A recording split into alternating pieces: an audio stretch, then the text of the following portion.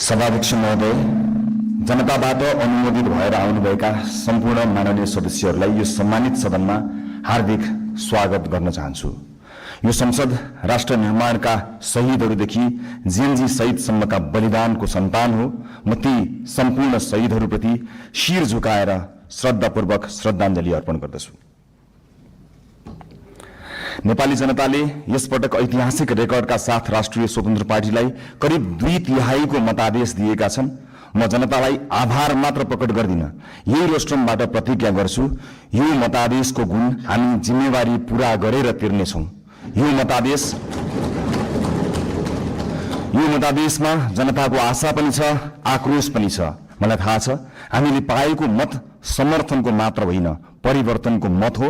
हामीलाई जनताले दिएको म्यान्डेट सिंहदरबार चलाउन होइन, सिंहदरबार बदल्न हो। म गर्वका साथ भन्न सक्छु हामीले बदल्न सुरु गरिसकेका छौं। सभाध्यक्ष महोदय, सत्तारूढ दलको सभापतिका रूपमा अब हामीले बोलेर मात्र पुग्दैन। मैले मात्र होइन, रासोपाका हरेक माननीयले कामबाटै आफूलाई, पार्टीलाई र सरकारलाई प्रमाणित गर्नुपर्छ। अब हामी राम्ररी बोल्नु भन्दा पनि हाम्रा कामहरू र सरकारका कामहरू आफै अत्यन्त राम्रोसँग बोल्नेछन् र ती बोल्न सुरु गरिसकेका कुरा फेरि पनि म निवेदन गर्न चाहन्छु। सभाध्यक्ष महोदय, हामीलाई हनीमुन पिरियडको सुविधा पनि चाहिँदैन। हामी दिन गनेर होइन, सेकेन्ड गनेर काम गर्न चाहन्छौँ र गर्न सुरु गरिसकेका छौँ। तपाईहरूले सरकारको रफ्तार देखिरहनु भएको छ। अब कर्मचारी तन्त्र सहित सिङ्गो देशले यो रफ्तारसँग गति मिलाउनुको विकल्प छैन। हामी आफ्ना मात्र होइन, जायज छन् भने विपक्षी दलका चुनावी प्रतिबद्धताको पनि स्वामित्व लिन तयार भएर आएका छौं र यसको सार्वजनिक घोषणा हामीले गरिसकेका छौं। सभाध्यक्ष महोदय, सरकारका प्राथमिकता, योजना र दिशा सविस्तार सम्माननीय प्रधानमन्त्री ज्यूबाटै आवश्यक परे बोलेर र आवश्यक नपर्दा नबोलेरै कामबाट प्रस्तुत हुने कुरा पनि म सम्मानित सदनलाई जानकारी गराउनेछु। र म आज केवल केही राजनीतिक विषयमा प्रवेश गर्न चाहन्छु। सभाध्यक्ष महोदय, यो सम्मानित संसदमा यसअघि पनि पटक पटक एकल बहुमतका सरकार नबनेका होइनन्, तर ती सरकारहरू इतिहासका अङ्क बने, इतिहास बदल्ने औजार बन्न सकेनन्। किन सकेनन्? दृष्टिकोणमा समस्या थियो कि प्राथमिकतामा, पारदर्शिता र जवाफदेहितामा कमजोरी थियो कि कार्यान्वयनमा? किन अवसरहरूलाई परिणाममा बदल्न सकिएन? हामी इतिहासबाट सिक्न लाज मान्ने छैनौं। जनताले अहिले हामीलाई दिएको विशाल बहुमतको इतिहास यो पनि फेरि गुमेको अवसर भनेर लेखियो भने हामी कलङ्कित हुनेछौं। हामीलाई त्यो मन्जुर छैन। रासोपाका साथीहरूलाई म सम्झाउँछु, हामी यहाँ प्रश्न सोधेर आएका हौं। अहिले बस्ने ठाउँ फेरि होला, तर आज पनि ती प्रश्नहरूप्रति हाम्रो नैतिक जिम्मेवारी उस्तै छ। अब साबित गर्नु छ कि हामीलाई केवल प्रश्न सोध्न मात्र आउँदैन, उत्तर दिन पनि आउँछ। समस्या देखाउन मात्र होइन, समाधान खोज्न पनि आउँछ। प्रतिपक्ष दलहरूलाई मेरो विनम्र आग्रह छ, हामीमाथि 24 घण्टा निगरानी गरिदिनु होला। शासनमा तपाईहरूको लामो अनुभव छ, हाम्रा कमजोरी उजागर गरिदिनु होला, गल्ती देखाइदिनु होला। यदि हामीले बाटो बिरायौं भने सच्याइदिनु होला। यदि हामी जनताबाट टाढा हुन खोज्यौं भने हामीलाई जनताको आवाज सम्झाइदिनु होला।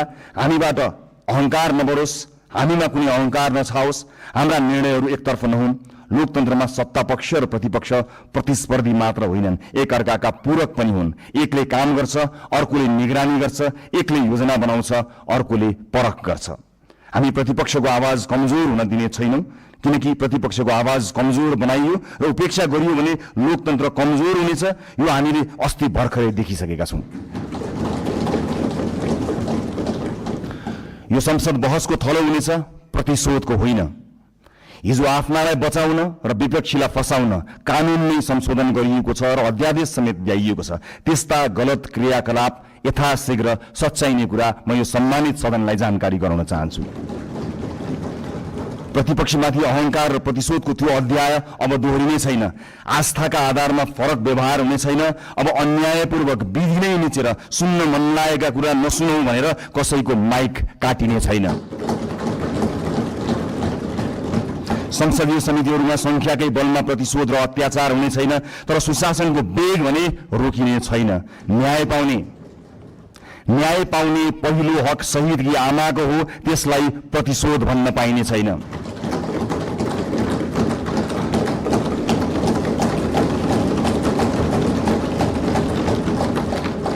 यो सरकार जेनजी विद्रोहको पनि सन्तान हो। हिजो संविधान र कानूनको आवरणमा नेता र पार्टीका सिफारिसबाट नियुक्ति लिएकाहरूले स्वैच्छिक रूपमा राजीनामा दिँदै विधिको पालना गर्नमा सहयोग गरिदिनु हुन म अपिल गर्न चाहन्छु। सरकार नयाँ नीति, कानून, मापदण्ड र मान्यताका आधारमा स्वच्छ र प्रतिस्पर्धात्मक नियुक्ति प्रक्रिया लागू गर्न चाहन्छ। हिजो नियुक्ति लिएका सार्वजनिक सेवा र निकायका पदाधिकारीहरूले स्वेच्छाले मार्ग प्रशस्त गरिदिनु हुनेछ भन्ने अपेक्षा पनि गर्दछु। सभाध्यक्ष महोदय, छिमेकी राष्ट्र र मित्र राष्ट्रसँगका सम्बन्धलाई सडकमा लैजाने र सत्ता छाड्न परेपछि विदेशी चलखेल भन्ने गैर जिम्मेवार र सस्तो खेल अब हुने छैन। प्रतिपक्षलाई समेत साथमा लिएर हामी मित्रवत, सहकार्यपूर्ण र पारदर्शी परराष्ट्र नीति तय गर्नेछौँ। त्यो रणनीतिक र दीर्घकालीन सोचमा आधारित हुनेछ। व्यापार, लगानी, शिक्षा, पर्यटन र प्रविधि मैत्री हुनेछ। त्यसले पहिला राष्ट्रहित र त्योसँगै अन्तर्राष्ट्रिय सम्बन्धमा विश्वास र स्थायित्व सुनिश्चित गर्नेछ। स्वदेशी र विदेशी लगानीकर्तालाई यही रोस्ट्रमबाट मेरो अपिल छ, अब नेपाल लगानीका लागि पूर्ण सुरक्षित छ, किनकि राजनीतिक स्थिरता, कानूनी सुरक्षा र पारदर्शी प्रशासनको हामी ग्यारेन्टी गर्छौं। प्राकृतिक स्रोत र युवा जनशक्तिको यो देशमा अभाव छैन। म गैर आवासीय नेपाली दाजुभाइ दिदीबहिनीहरूलाई अपिल गर्छु, नेपालमा केही गरौं। तपाईँ नेपालको आर्थिक विकासमा जोडिनुहोस्। हामी एक पटकको नेपाली, सधैँको नेपालीको बाचा पूरा गरेरै छाड्छौं। नेपालको विकाससँग तपाईको पुँजी, सिप, अनुशासन र आत्मविश्वासलाई जोड्न जे गर्नुपर्छ हामी त्यही गर्छौं, जसरी पनि गर्छौं। तपाईहरुको लगानी सुनिश्चित बनाउनेछौं, तपाईहरुको सम्मान सुनिश्चित गर्नेछौं। देशभित्र म निजी क्षेत्रलाई पूर्ण आश्वस्त पार्न चाहन्छु, बिचौलिया र माफियाहरूले बिगारेको व्यावसायिक वातावरण हामीले सुधार गर्न सुरु गरिसकेका छौं। नीतिहरू अब बजारमा बेचिने छैनन्, निर्णयहरू कसैको दबावमा बन्ने छैनन्। व्यावसायिक क्षेत्रमा तपाईहरूले अनुभव गरेको असुरक्षा, अनिश्चितता र दबाव सधैँका लागि समाप्त हुनेछ। बिचौलिया र माफियागिरी अब रहने छैनन्। समान अवसर, पारदर्शिता, निष्पक्षता र व्यावसायिक स्वतन्त्रताको जिम्मा हामी लिन्छौं, सरकारले लिन्छ। म एउटा प्रसंग यहाँ प्रस्तुत गर्न चाहन्छु। सभामुख महोदय, मेरा मित्र माननीय खगेन्द्र सुनवार निर्वाचित भएर यहाँ आउनु भएको छ। चुनावी दौडका सिलसिलामा उहाँका विषयमा विवाद आउँदा थाहा छैन उहाँले गल्ती गर्नुभयो गर्नु भएन, तर उहाँले माफी माग्नुभयो। यति छिटै माफी माग्नुभयो, भन्नुभयो मबाट त्यस्तो गल्ती भयो जस्तो मलाई लाग्दैन, तर गल्ती भएको रहेछ भनेर माफी माग्नुभयो। म आज सिङ्गो सदनबाट सिङ्गो देशलाई भन्न चाहन्छु, गल्ती गरेको हो कि होइन भन्दा अन्यल हुँदा खगेन्द्र सुनारले माफी मागे। खगेन्द्र सुनारहरूमाथि युगौं युगसम्म गरिएको अन्यायको लागि हामीले माफी माग्यौं।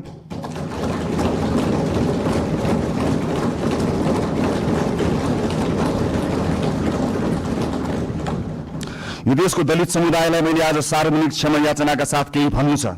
यो सरकार शताब्दीदेखिको विभेदको, अन्यायको, अत्याचारको इतिहाससँग पहिलो पटक सामूहिक र सार्वजनिक माफी माग्दैछ, त्यो पनि यो सदनबाट।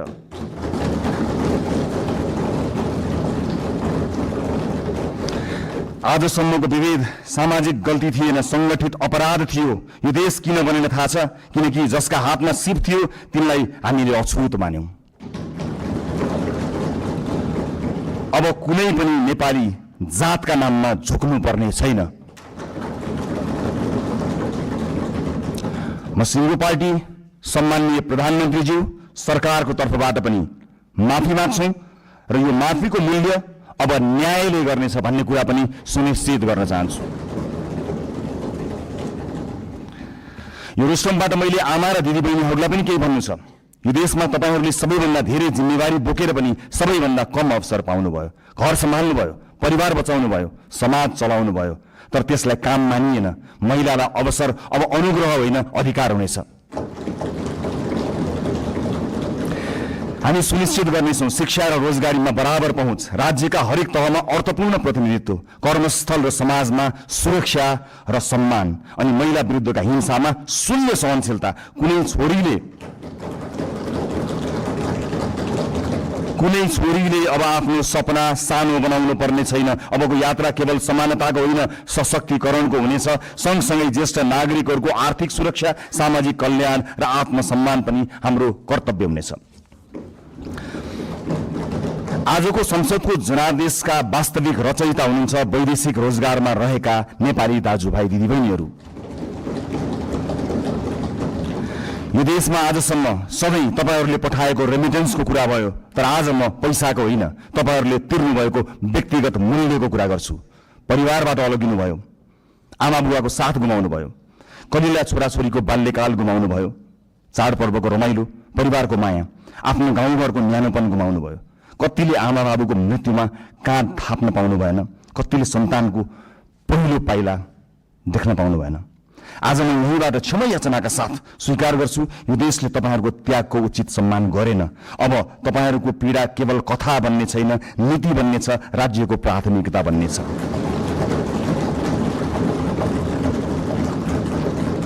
बिचौलिया र श्रम माफिया अब कारबाहीका भागीदार हुनेछन्। अबको नीति तथा कार्यक्रम र बजेट तपाईहरूको हुनेछ। खाडी क्षेत्रमा अब जाने हाम्रा राजदूतहरू बिचौलियासँगको डिनर टेबलमा होइन, श्रमिकका शिविरहरूमा भेटिनेछन्। मैले युवा साथीहरूलाई विशेष अपिल गर्नु छ, यो परिवर्तन पनि तपाईहरूको हो, यो सरकार पनि तपाईहरूको हो, यो संसद पनि तपाईहरूको सङ्घर्ष, तपाईहरूको आवाज र तपाईहरूको विश्वासको परिणाम हो यो संसद। तपाईहरूलाई दक्ष र आत्मनिर्भर बनाउन, रोजगारी र उद्यमशीलतासँग जोड्न, नवप्रवर्तन र नेतृत्वका अवसरहरू पैदा गर्न सरकार प्रतिबद्ध छ। माननीय सांसदज्यूहरू, जुनसुकै पार्टीबाट चुनिएर आए पनि हामी जनतालाई प्रतिनिधित्व गर्दछौँ। त्यसैले अब हाम्रो लक्ष्य एउटै हुनुपर्छ, देशको समृद्धि, जनताको जीवनमा सुधार र न्यायपूर्ण समाजको निर्माण। मलाई विश्वास छ यो सहकार्य, उत्तरदायित्व र परिवर्तनको प्रतीक हुनेछ। धन्यवाद।